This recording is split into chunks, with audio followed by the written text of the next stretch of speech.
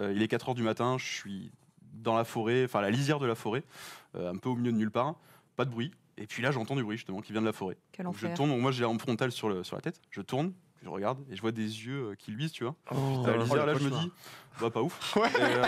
Situation de merde. Bon, je suis, Ah, bah voilà, vache. cool, bah c'est bien. Donc c'était soit des coyotes, soit des loups, Ah, parce que c'est ce qu'il y avait dans cette zone-là. Honnêtement, je priais pour que ce soit des loups parce que les coyotes, c'est méchant. Les loups, Ah ouais, c'est moins bien. agressif. Ouais, voilà. Ouais. Le loup est moment où moins tu pries pour que ça agressif. soit des loups, c'est que déjà t'es bien avancé. Non, mais les loups, c'est dans la culture collective, mais c'est pas vraiment. Non, si exactement. agressif que En ça. fait, c'est très curieux. Ouais. Après, s'ils ont très faim, enfin là, ils étaient une vingtaine. Je me suis dit, s'ils ont faim, je suis mort. Ouais. Oui, S'ils ont pas faim, c'est cool. Donc. Oui, dans tous les cas, t'étais au stade où tu pouvais plus rien faire. Oui, c'est ça, Bon, exactement. De toute façon, t'as enfin, qu'à marcher, quoi. J'ai pris, enfin j'avais une petite hache qui me servait à tailler du bois pour faire le feu justement, et un couteau. En fait, je les ai pris, je les ai levés au-dessus de ma tête, j'ai hurlé en courant vers eux. Faut se montrer plus gros qu'eux si tu es dans ces situations. Vraiment, non, mais. Ah, ouais, ouais, ouais, vraiment. Parce que t'as vraiment fait ça? Non, oui, bah c'est le. Ça fait plaisir de revoir ces extraits. Salut tout le monde et bienvenue dans cette nouvelle vidéo de fin d'année, un peu bilan. Donc effectivement j'ai commencé par un extrait de Popcorn de l'année dernière parce que beaucoup d'entre vous qui sont là, qui sont sur cette chaîne et qui me suivent depuis le début de cette aventure YouTube, le sont grâce au passage dans Popcorn et grâce à la pub qui m'a été faite par PA et par toute l'équipe. 4 jours près, c'était il y a quasiment un an jour pour jour que je passais donc dans Popcorn et que beaucoup d'entre vous me découvraient mon aventure et mes projets, et que je découvrais beaucoup d'entre vous du coup par commentaires et messages interposés pour illustrer le point de départ de l'année 2020 et donc vous expliquer tout ce qui s'est passé cette année. Je me disais que c'était peut-être le meilleur moyen, en espérant que ça vous ait fait sourire, que vous ayez passé un bon moment. Alors pour débriefer rapidement mon passage dans Popcorn, parce que j'ai eu plein de questions là-dessus, c'était ouf, l'équipe est topissime. Alors, ça fait un petit moment que je suis PA notamment et Sofiane aussi, donc j'étais content de les rencontrer. C'est des gens qui sont extrêmement cool, extrêmement accessible, tout ce que vous pouvez imaginer. Sardoche, bah honnêtement, j'en ai déjà parlé en live sur Twitch. J'ai passé un super moment avec Sardoche, on a pas mal discuté. C'est un mec qui est extrêmement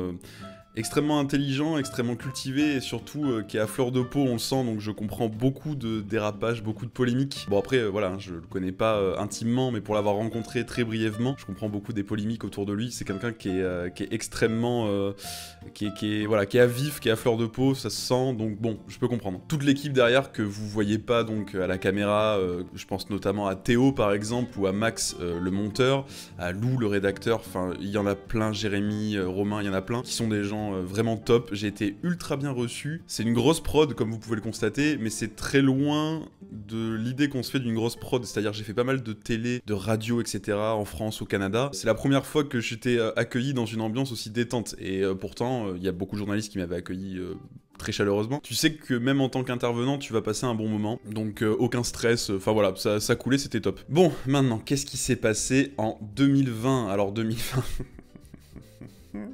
Année extrêmement compliquée pour tout le monde, donc je vais pas faire un débrief non plus là-dessus. Évidemment que c'est compliqué quand on est aventurier, qu'on est explorateur, tout ce que vous voulez, qu'on veut sortir et qu'on est payé, notamment par des sponsors, à sortir. C'est un peu compliqué, mais ça a été l'occasion aussi de sortir un peu de mes retranchements, d'aller découvrir des nouveaux trucs. Je me suis notamment mis à Twitch, franchement topissime. On a fait des très belles émissions, parce que j'ai fait un peu de gaming, un peu de trucs comme ça, mais on a surtout fait une grosse émission qui s'appelait le Prime Time, pour ceux qui la connaissent pas. Il y a des replays sur la chaîne YouTube, sinon vous pouvez aller sur Twitch évidemment. J'ai reçu du très beau monde, c'est une émission en fait qui parle de voyage principalement, et de voyage au sens large du terme, c'est-à-dire qu'on peut parler de grosses aventures comme on peut parler de voyage à travers la culture pop. J'ai reçu des grands noms de Twitch, et pour une petite émission comme ça qui démarre, c'était une aubaine, et encore une fois je le dois aussi à mon passage dans Popcorn, parce que beaucoup des streamers m'avaient vu dans Popcorn, m'ont reconnu, etc. Donc ça m'a permis de les contacter, donc encore une fois un immense merci à PA et à toute l'équipe. J'ai notamment reçu Maxildan, Marie Palot, Pierre, Trinity, Benzaï, le boss absolu. J'espère que j'oublie personne.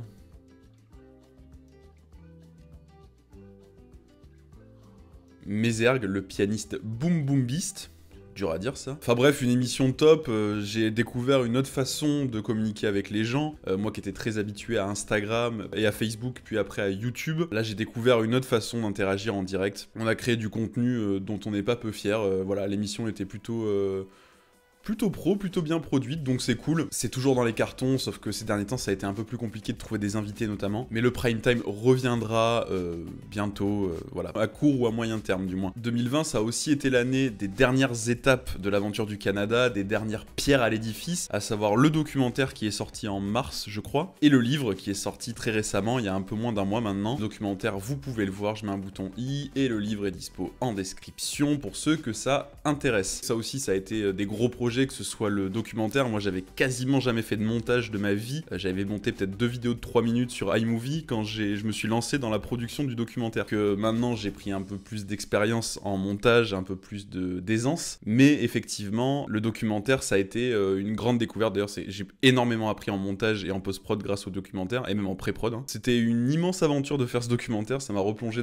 justement dans l'expédition au Canada. Ça m'a permis de partager mon quotidien. Donc c'était quelque chose quand même. J'ai enchaîné pas mal de nuits blanches pour qu'il soit le plus professionnel possible. Aujourd'hui, je ferai mieux, mais je changerai rien. Parce que justement, j'en suis très fier, c'est mon premier gros projet audiovisuel. Et vous m'avez quand même majoritairement fait des excellents retours sur ce film, donc ça fait vraiment plaisir. Quand on a des projets comme ça qui demandent autant d'investissement et qui nous tiennent autant à cœur, ça fait énormément plaisir d'avoir autant de bons retours. Le livre, pareil, le livre est sorti beaucoup plus tard parce qu'il y a encore plus de taf sur le livre, les relectures, enfin il y a énormément d'étapes quand on publie un livre. Il y a eu des maisons d'édition avec lesquelles on s'est pas forcément entendu, donc on a décidé finalement de le sortir en auto-édition. Encore une fois, c'est comme le film, on a passé des centaines d'heures dessus, des nuits blanches, etc. pour que ce soit le plus parfait possible, enfin du moins que ça se rapproche le plus de la vision qu'on en avait, et vous proposer quelque chose qui représente vraiment l'aventure, ce que j'ai vécu, ce que Mathilde a vécu. En 2020, il y a aussi évidemment la chaîne YouTube, du coup, j'ai publié je ne sais combien de vidéos en 2020, peut-être 40, 50, je ne sais pas, que vous pouvez toutes retrouver évidemment si ça vous intéresse. Pareil, encore une fois, l'idée c'est vraiment de partager ma passion, de partager des anecdotes, de faire des trucs parfois drôles, parfois un peu plus culturels. J'essaye de mélanger un peu tout ce qui m'anime, et c'est pour ça d'ailleurs que depuis quelques temps, je parle un peu plus par exemple de montres, particulièrement de montres outils et de montres d'aventure, parce que c'est ça que j'aime, mais j'essaye de toucher à un peu tous les aspects de l'aventure qui m'intéressent. On va de plus en plus s'orienter aussi vers des tutos bushcraft, enfin des tutos survie.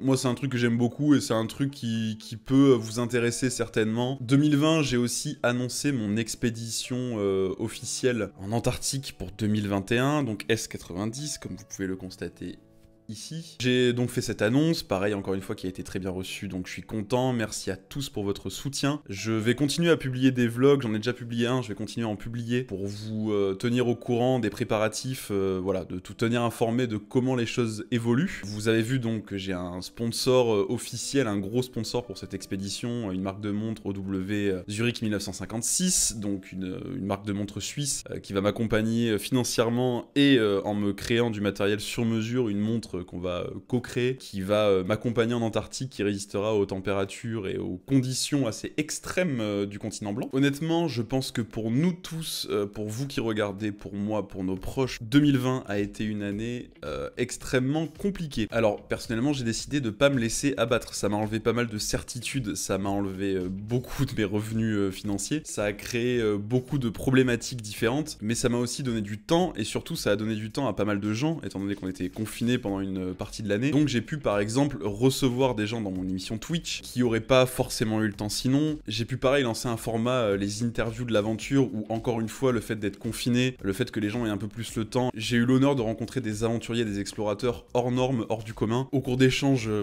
magistraux, enfin voilà, c'est des masterclass à chaque fois que je rencontre ces gens-là, à chaque fois que j'ai la chance d'échanger avec eux. C'est masterclass, j'en apprends, enfin à chaque fois c'est des échanges d'une heure et demie. Pendant une heure et demie, j'apprends comme une éponge, c'est génial. Et je vous le partage, ça arrive hein, d'ailleurs, les interviews de l'aventure, les prochaines arrivent, hein, elles sont tournées, je suis en train de les monter. Tout ça pour dire que 2020 a été une année effectivement complexe, a été une année même à la con on peut le dire, mais que je pense pas que 2021 va forcément être mieux ou moins bien, j'en sais rien, hein, je vois pas dans le futur, je ne suis pas encore un oracle. Mais l'idée de 2020, c'était un peu l'idée de mon métier, de ce dans quoi je me suis professionnalisé, à savoir l'aventure, l'exploration. L'idée, c'est de rebondir, l'idée c'est de s'adapter, l'idée c'est de trouver des nouvelles façons d'avancer. En fait, on peut pas juste se laisser abattre. Là, attention, hein, je parle pour ceux qui sont en bonne santé, qui n'ont pas perdu de proches et tout. Hein. Attention, je minimise pas les dégâts du Covid, je minimise pas les dégâts de l'année 2020. Je suis bien conscient que ça a été atroce pour certaines personnes, voilà. Mais pour ceux comme moi qui sont en pleine santé, qui n'ont pas perdu de proches, je pense que c'était le moment de trouver, voilà, des nouveaux angles, d'essayer de nouvelles choses, d'aller chercher au fond de soi un peu, d'aller trouver quelque chose de nouveau. Je pense qu'il y a pas mal de gens qui ont réussi à se sonder, qui ont réussi à rebondir et qui ont réussi à trouver des solutions, et c'est très important d'arriver à se dépasser, même dans des contexte compliqué comme celui qu'on a vécu et qu'on vit encore et qu'on va certainement continuer à vivre au minimum pour quelques mois. Avant que j'oublie, 2020 a aussi été l'année de la sortie des 2 parties de la vidéo des 11 ans du JDG, et ça c'était quand même la meilleure nouvelle de l'année. En tout cas, merci, parce que au cours de cette année 2020 j'ai découvert une nouvelle forme de soutien, j'ai découvert YouTube, j'ai découvert Twitch, j'ai découvert Twitter. Voilà, 2019 j'étais pas sur Twitter, j'étais pas sur Twitch, j'étais à peine sur YouTube, je venais de sortir une vidéo. 2020 j'ai découvert tout cet univers-là, et merci à vous de votre soutien, c'est vraiment génial. Vous êtes à balle. Je pense à certains qui sont dans les premières minutes à liker les vidéos, à commenter, etc. Merci beaucoup, c'est top, ça fait plaisir de se sentir soutenu, ça fait plaisir de voir que ma passion vous parle aussi, et qu'on peut partager ça entre nous en petit comité sur cette chaîne. Merci à tous, et puis à très vite dans une prochaine vidéo. Ciao.